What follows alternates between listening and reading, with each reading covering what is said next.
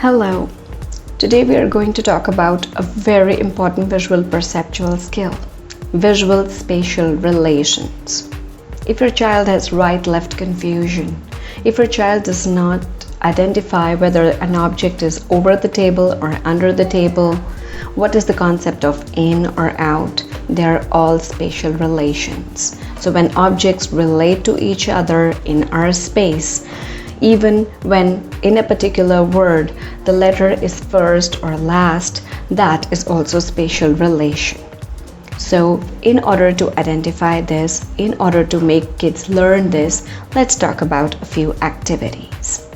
A hide-and-seek game can be played with the child when they have to describe the locations. Obstacle course is a great way in which spatial relations can be taught, where you can ask the child to go towards the left or right, to come in front or go back.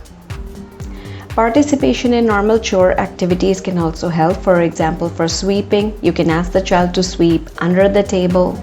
A block or Lego game or even laying down tracks is a great idea in which the concepts of front, back, top, bottom can easily be taught.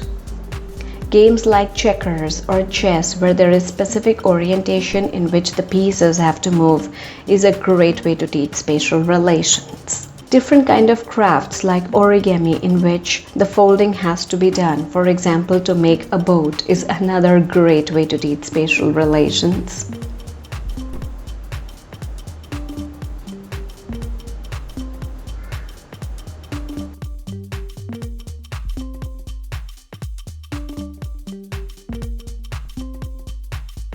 If you have to try to direct the child to go maybe forward, backward, towards the left, towards the right, initially you can start with verbal as well as visual instructions, as in demonstrating to the child, and later on you can move to just giving verbal prompts for directions.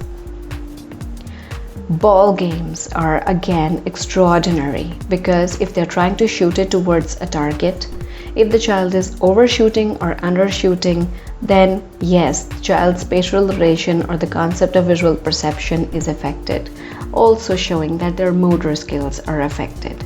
So that is an excellent game to play. If a child is able to read or write without losing space, knowing that they always have to come back to the left side in order to start reading, they read from top to bottom, that is also spatial relations. A graphesthesia game is wonderful to play, because in this you can ask the child to close their eyes and you can try to write some alphabet, number, or draw a shape on their hand, and they have to identify it.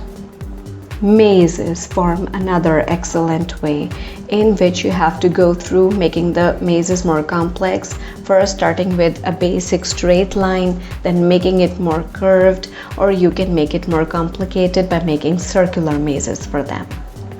Coloring in complex pictures is again something that requires good visual spatial relation skills, as the colors may go out initially or the child is not able to fill the space, but then once the child identifies how the boundaries are and the child has to remain within the boundaries while coloring, their skills are going to improve.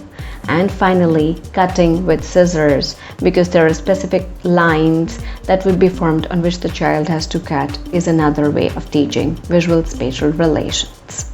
Spatial relation skills are really important. You don't want your child to know whether they're dressing right or not, front from back of a shirt. Even for body awareness, knowing the left and right hand spacing between letters. Even looking through a window or going through a door requires spatial relations, because you need to know you have to pass through and how much space is available to you. Even when driving, we use this. So make your children practice these skills. Let me know any more video suggestions you have in the comments below, and we will meet again. Bye.